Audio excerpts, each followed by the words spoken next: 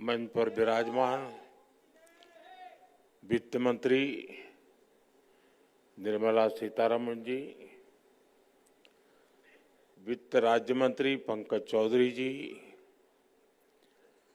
यहाँ उपस्थित नाबार्ड के वरिष्ठ मैनेजमेंट के सदस्य, सेल्फ हेल्प ग्रुप के सदस्य, कोऑपरेटिव बैंक्स के सदस्य, किसान उत्पाद संघ एफपीओज के सदस्य, अन्य सभी महानुभाव, देवी और सज्जनों, आप सभी को वर्ष 2025 की बहुत बहुत शुभकामनाएं।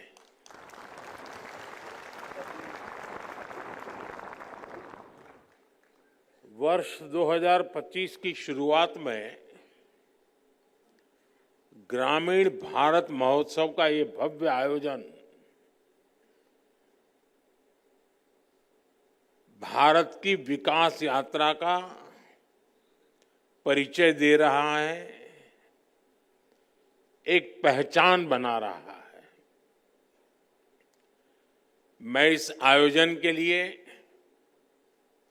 नाबार्ड को, अन्य सहयोगियों को बहुत बहुत बधाई देता हूं। साथियों, हम में से जो लोग गांव से जुड़े हैं,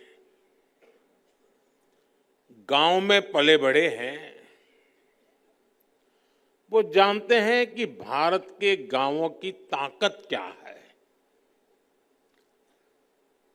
जो गांव में बसा है,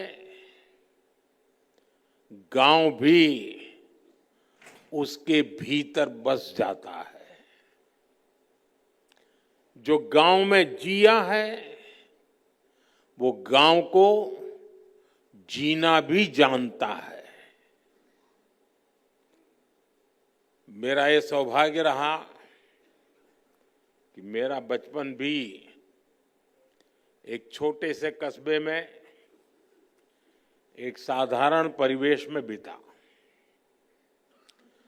और बाद में जब मैं घर से निकला तो भी अधिकांश समय देश के गांव देहात में ही गुजरा। और इसलिए मैंने गांव की समस्याओं को भी जिया है और गांव की संभावनाओं को भी जाना है।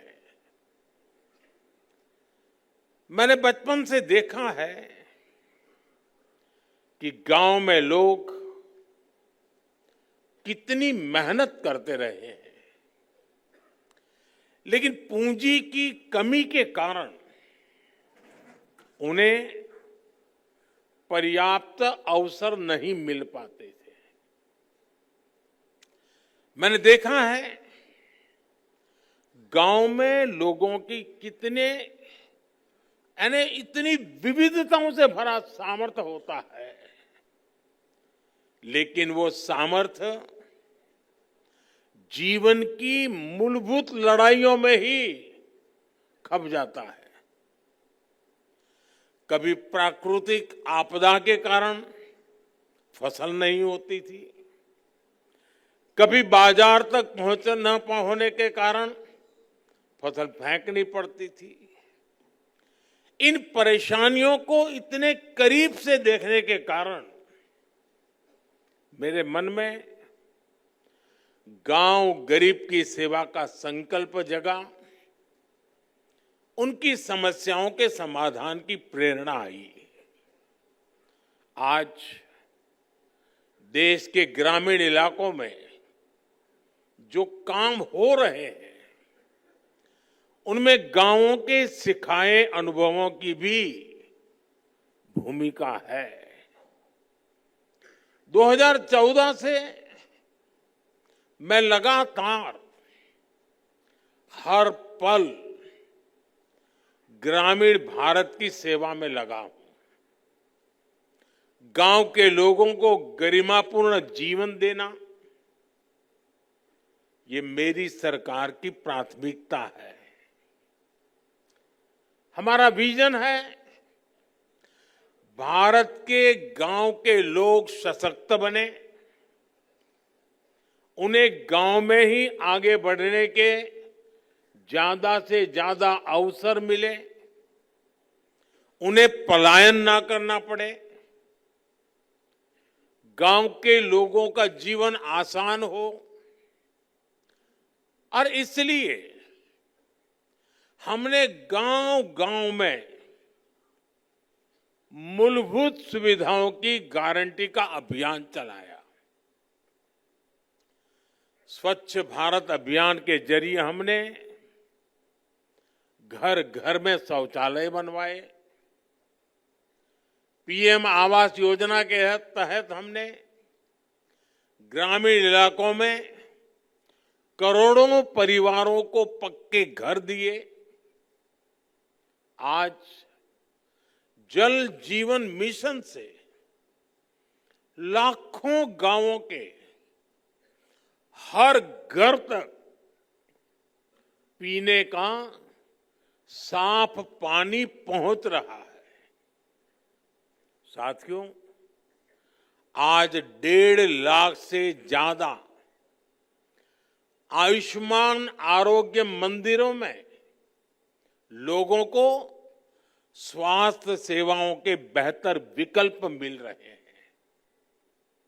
हमने डिजिटल टेक्नोलॉजी की मदद से देश के बेस्ट डॉक्टर्स और हॉस्पिटल को भी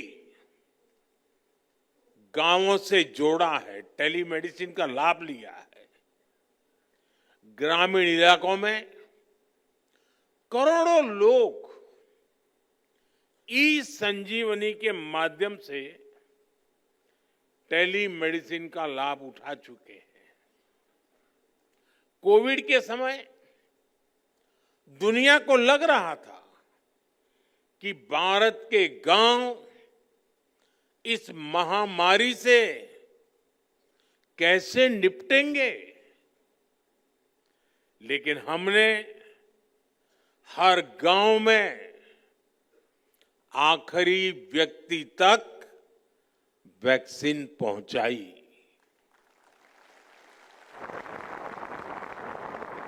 साथियों, ग्रामीण अर्थव्यवस्था की मजबूती के लिए बहुत आवश्यक है कि गांव में हर वर्ग को ध्यान में रखते हुए आर्थिक नीतियां बने। मुझे खुशी है कि पिछले 10 साल में हमारी सरकार ने गांव के हर वर्ग के लिए विशेष नीतियां बनाई हैं, निर्णय लिए हैं। 2-3 दिन पहले ही कैबिनेट ने पीएम फसल बीमा योजना को 1 वर्ष अधिक तक जारी रखने की मंजूरी दे दी।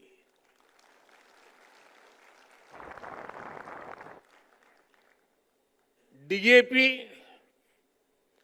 दुनिया में उसका दाम बढ़ता ही चला जा रहा है, आसमान को छू रहा है। अगर वो दुनिया में जो दाम चल रहे हैं, अगर उस हिसाब से हमारे देश के किसान को खरीदना पड़ता तो वो बोझ में ऐसा दब जाता किसान कभी खड़ा ही नहीं हो सकता। लेकिन हमने निर्णय किया कि दुनिया में जो भी परिस्थिति हो, कितना ही बोझ न क्यों बढ़े, लेकिन हम किसान के सर पर बोझ नहीं आने देंगे। और डीएपी में अगर सब्सिडी बढ़ानी पड़ी तो बढ़ा करके भी उसके दाम को स्थिर रखा है। हमारी सरकार की नीयत, नीति और निर्णय ग्रामीण भारत को नई ऊर्जा से भर रहे हैं। हमारा मकसद है कि गांव के लोगों को गांव में ही ज्यादा से ज्यादा आर्थिक मदद मिले, गांव में वो खेती भी कर पाए और गांवों में रोजगार स्वरोजगार के नए मौके भी बने। इसी सोच के साथ पीएम किसान सम्मान निधि से किसानों को करीब 3 लाख करोड़ रुपए की आर्थिक मदद दी गई है।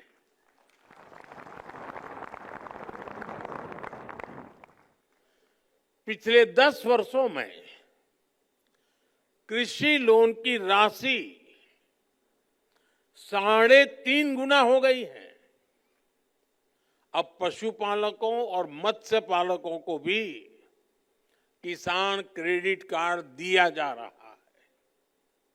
देश में मौजूद 9,000 से ज्यादा एफपीओ किसान उत्पाद संघ, उन्हें भी आर्थिक मदद दी जा रही है। हमने पिछले 10 सालों में कई फसलों पर निरंतर एमएसपी भी बढ़ाई है। साथियों, हमने स्वामित्व योजना जैसे अभियान भी शुरू किए हैं, जिनके जरिए गांव के लोगों को प्रॉपर्टी के पेपर्स मिल रहे हैं। पिछले 10 वर्षों में एमएसएमई को भी बढ़ावा देने वाली कई नीतियां लागू की गई हैं। उन्हें क्रेडिट लिंक गारंटी स्कीम का लाभ दिया गया है। इसका फायदा 1 करोड़ से ज्यादा ग्रामीण एमएसएमई को भी मिला है। आज गांव के युवाओं को मुद्रा योजना, startup India, stand up India जैसी योजनाओं से ज्यादा मदद मिल रही है। साथियों, गांवों की तस्वीर बदलने में कोऑपरेटिव्स का बहुत बड़ा योगदान रहा है। आज भारत सहकार से समृद्धि का रास्ता तय करने में जुटा है। इसी उद्देश्य से 2021 में अलग से नया सहकारिता मंत्रालय का गठन किया गया। देश के करीब 70,000 पैक्स को कंप्यूटराइज भी किया जा रहा है।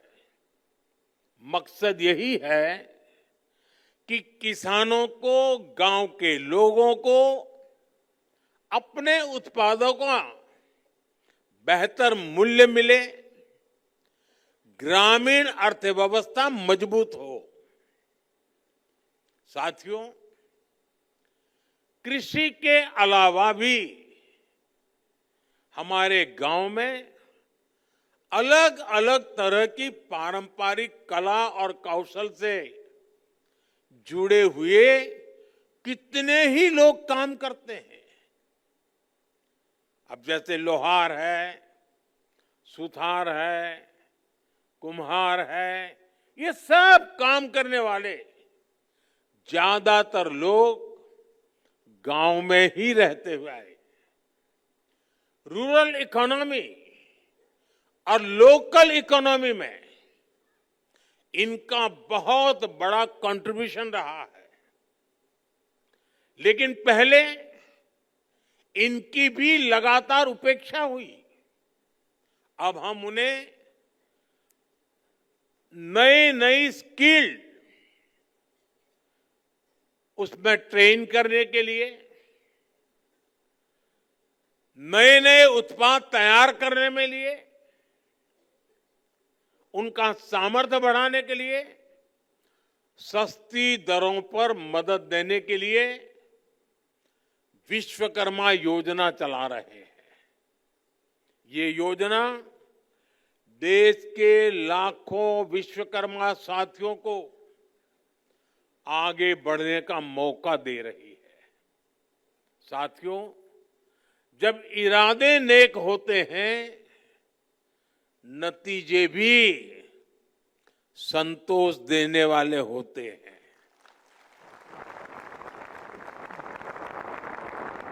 बीते 10 वर्षों की मेहनत का परिणाम देश को मिलने लगा है। अभी कुछ दिन पहले ही देश में एक बहुत बड़ा सर्वे हुआ है और इस सर्वे में कई महत्वपूर्ण तथ्य सामने आए हैं।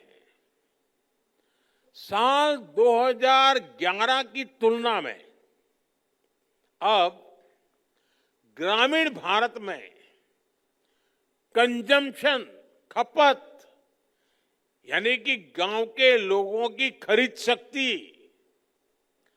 पहले से लगभग 3 गुना बढ़ गई है। यानी गांव के लोग अपने पसंद की चीजें खरीदने में पहले से ज्यादा खर्च कर रहे हैं। पहले स्थिति ये थी कि गांव के लोगों को अपनी कमाई का 50% से ज्यादा हिस्सा, आधे से भी ज्यादा हिस्सा खाने पीने पर खर्च करना पड़ता था।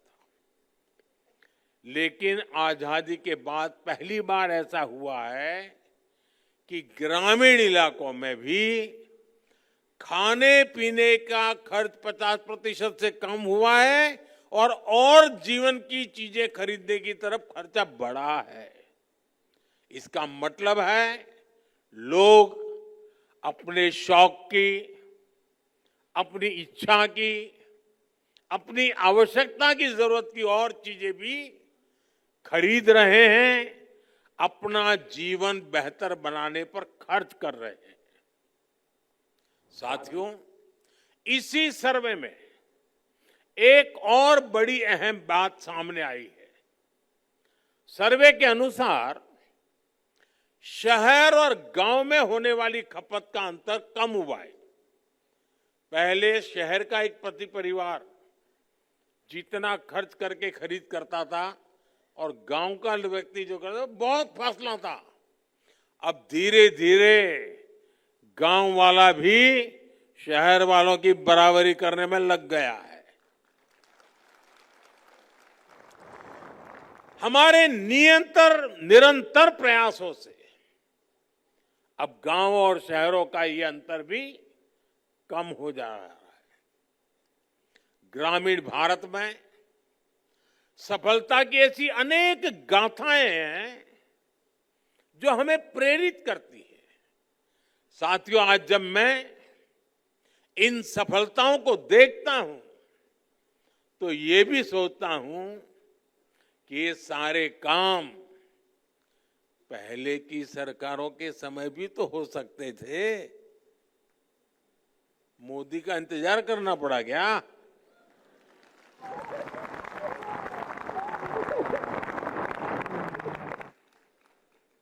लेकिन आजादी के बाद दशकों तक देश के लाखों गांव बुनियादी जरूरतों से वंचित रहे।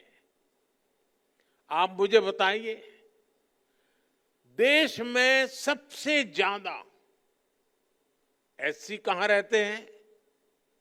गांव में। एसटी कहां रहते हैं? गांव में। ओबीसी कहां रहते हैं? गांव में। एससी हो, एसटी हो, ओबीसी हो, समाज के तबके के लोग ज्यादा से ज्यादा गांव में ही अपना गुजारा करते हैं। पहले की सरकारों ने इन सभी की आवश्यकताओं की तरफ ध्यान नहीं दिया। गांव से पलायन होता रहा, गरीबी बढ़ती रही, गांव शहर की खाई भी बढ़ती रही। मैं आपको एक और उदाहरण देता हूं। आप जानते हैं पहले हमारे सीमावर्ती गांवों को लेकर क्या सोच होती थी? उन्हें देश का आखिरी गांव कहा जाता था। हमने उन्हें आखिरी गांव कहना बंद करवा दिया। हमने कहा सूरज की पहली किरण जब निकलती है ना, तो उस पहले गांव में आती है, वो आखिरी गांव नहीं है। और जब सूरज डूबता है तो डूबते सूरज की आखिरी किरण भी उस गांव को आती है जो हमारा उस दिशा का पहला गांव होता है। और इसलिए हमारे लिए गांव आखिरी नहीं है, हमारे लिए प्रथम गांव है। हमने उसको प्रथम गांव का दर्जा दिया। सीमांत गांवों के विकास के लिए वाइब्रेंट विलेज स्कीम शुरू की गई। आज सीमांत गांवों का विकास वहां के लोगों की आय बढ़ा रहा है। यानी जिन्हें किसी ने नहीं पूछा, उन्हें मोदी ने पूजा है।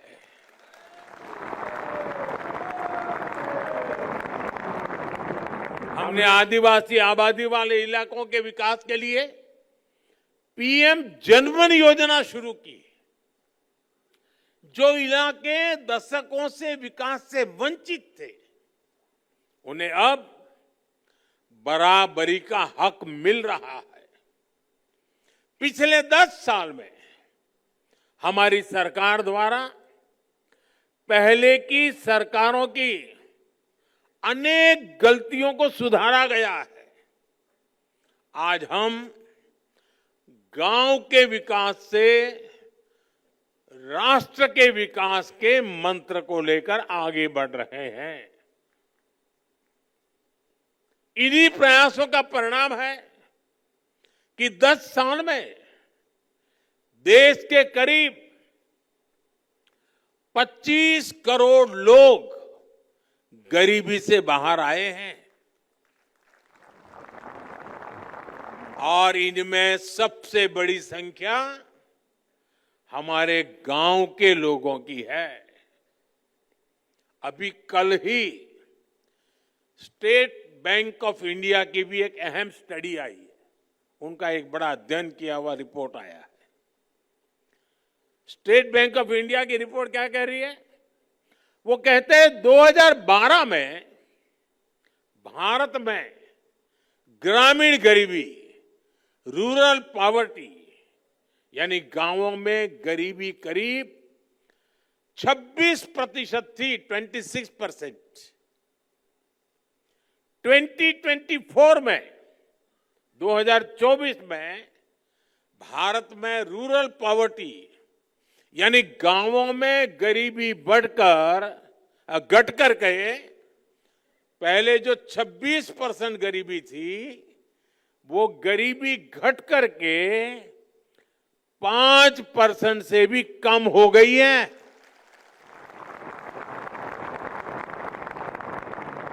हमारे यहां कुछ लोग दशकों तक गरीबी हटाओ के नारे देते रहे। आपके गांव में जो 70-80 साल के लोग होंगे, उनको पूछना, जब वो 15-20 साल के थे तब से सुनते आए हैं गरीबी हटाओ, गरीबी हटाओ। 80 साल के हो गए।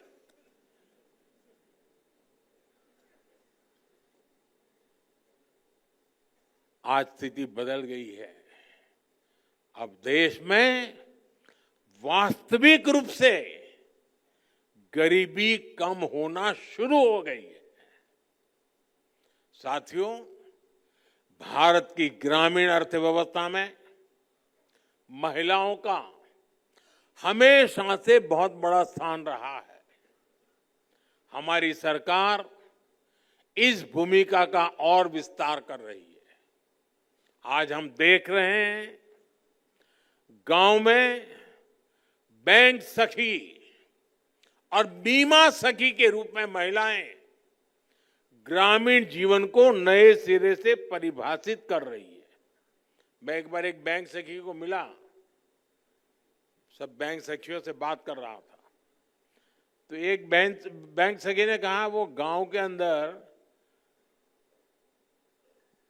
रोजाना 50 लाख, 60 लाख, 70 लाख रुपए का कारोबार करती है। तो मैंने कहा कैसे? नहीं, बोले सुबह 50 लाख रुपया लेके निकलती हूँ। मेरे देश के गांव में एक बेटी अपने थैले में 50 लाख रुपया लेकर के घूम रही है, ये भी तो मेरे देश का नया रूप है। गांव गांव में महिलाएं सेल्फ हेल्प ग्रुप के जरिए नई क्रांति कर रही है। हमने गांवों की 1,15,00,000 महिलाओं को लखपति दीदी बनाया है।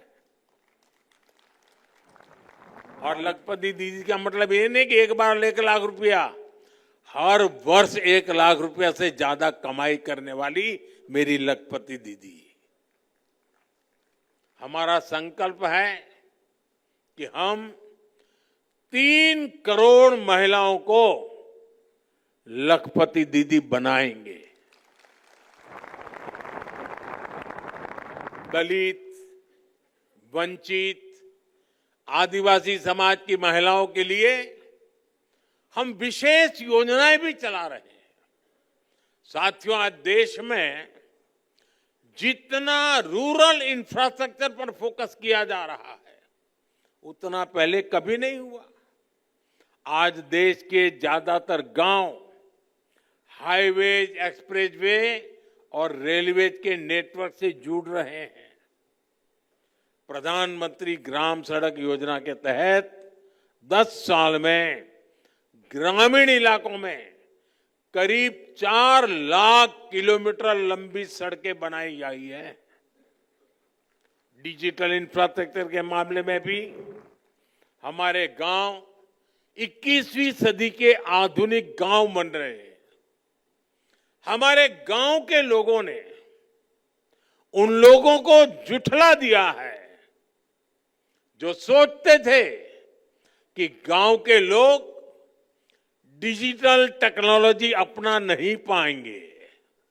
मैं यहां देख रहा हूं सब लोग मोबाइल फोन से वीडियो उतार रहे हैं, सब गांव के लोग हैं। आज देश में 94% से ज्यादा ग्रामीण परिवारों में टेलीफोन या मोबाइल की सुविधा है। गांव में ही बैंकिंग सेवाएं और यूपीआई जैसी वर्ल्ड क्लास टेक्नोलॉजी उपलब्ध है। 2014 से पहले हमारे देश में 1 लाख से भी कम कॉमन सर्विस सेंटर थे। आज इनकी संख्या 5 लाख से भी ज्यादा हो गई है। इन कॉमन सर्विस सेंटर्स पर सरकार की दर्जनों सुविधाएं ऑनलाइन मिल रही है।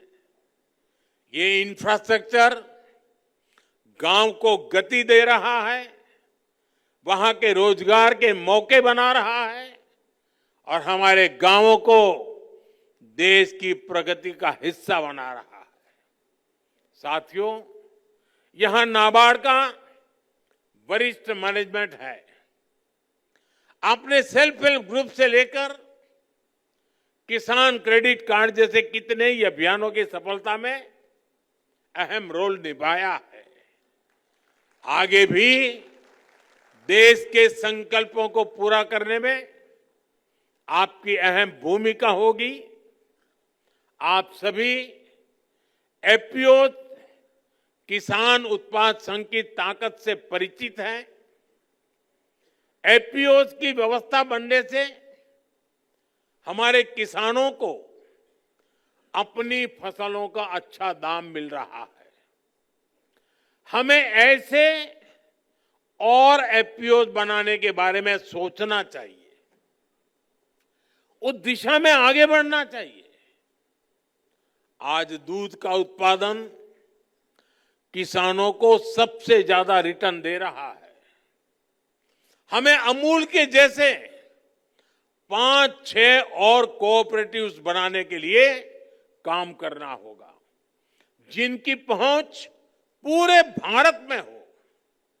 इस समय देश प्राकृतिक खेती, नेचुरल फार्मिंग का उसको मिशन मोड में आगे बढ़ा रहा है। हमें नेचुरल फार्मिंग के इस अभियान से ज्यादा किसानों को जोड़ना होगा। हमें हमारे सेल्फ हेल्प ग्रुप्स को, लघु और सूक्ष्म उद्योगों को एमएसएमई से जोड़ना होगा। उनके सामानों की जरूरत सारे देश में है, लेकिन हमें इनकी ब्रांडिंग के लिए, इनकी सही मार्केटिंग के लिए काम करना होगा। हमें अपने जीआई प्रोडक्ट्स की क्वालिटी, उनकी पैकेजिंग और ब्रांडिंग पर भी ध्यान देना होगा। साथियों, हमें रूरल इनकम को डाइवर्सिफाई करने के तरीकों पर काम करना है। गांव में सिंचाई कैसे अफोर्डेबल बने, माइक्रो इरिगेशन का ज्यादा से ज्यादा कैसे प्रसार हो, वन ड्रॉप मोर क्रॉप, इस मंत्र को हम कैसे साकार करें। हमारे यहां ज्यादा से ज्यादा सरल ग्रामीण क्षेत्र के रूरल एंटरप्राइज क्रिएट हो, नेचुरल फार्मिंग के अवसरों का ज्यादा से ज्यादा लाभ रूरल इकोनॉमी को मिले। आप इस दिशा में टाइम बाउंड मैनर में काम करें। साथियों, आपके गांव में जो अमृत सरोवर बना है, तो उसकी देखभाल भी पूरे गांव को मिलकर करनी चाहिए। इन दिनों देश में एक पेड़ मां के नाम अभियान भी चल रहा है। गांव के हर व्यक्ति इस अभियान का हिस्सा बने, हमारे गांव में ज्यादा से ज्यादा पेड़ लगे, ऐसी भावना जगाना बहुत जरूरी है। एक और सबसे महत्वपूर्ण बात, हमारे गांव की पहचान गांव के सौहार्द और प्रेम से जुड़ी होती है। इन दिनों कई लोग जाति के नाम पर समाज में जहर घोलना चाहते हैं, हमारे सामाजिक ताने बाने को कमजोर बनाना चाहते हैं। हमें इन षड्यंत्रों को विफल बनाकर गांव की साझी विरासत, गांव की साझी संस्कृति को हमें जीवंत रखना है, उसको सशक्त करना है। भाइयों बहनों, हमारे ये संकल्प गांव गांव पहुंचे। ग्रामीण भारत का ये उत्सव गांव गांव पहुंचे। हमारे गांव निरंतर सशक्त हो, इसके लिए हम सबको मिलकर के लगातार काम कर रहा है। मुझे विश्वास है, गांवों के विकास से विकसित भारत का संकल्प जरूर साकार होगा।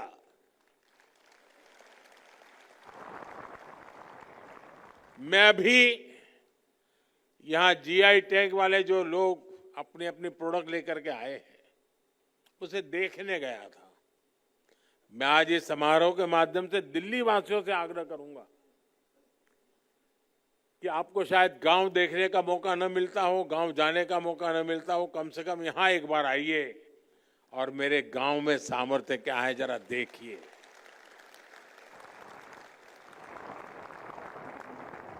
कितनी विविधताएं हैं, और मुझे पक्का विश्वास है जिन्होंने कभी गांव नहीं देखा है, उनके लिए ये एक बहुत बड़ा अचरज बन जाएगा। इस कार्य को आप लोगों ने किया है, आप लोग बधाई के पात्र हैं। मेरी तरफ से आप सबको बहुत बहुत शुभकामनाएं, बहुत बहुत धन्यवाद।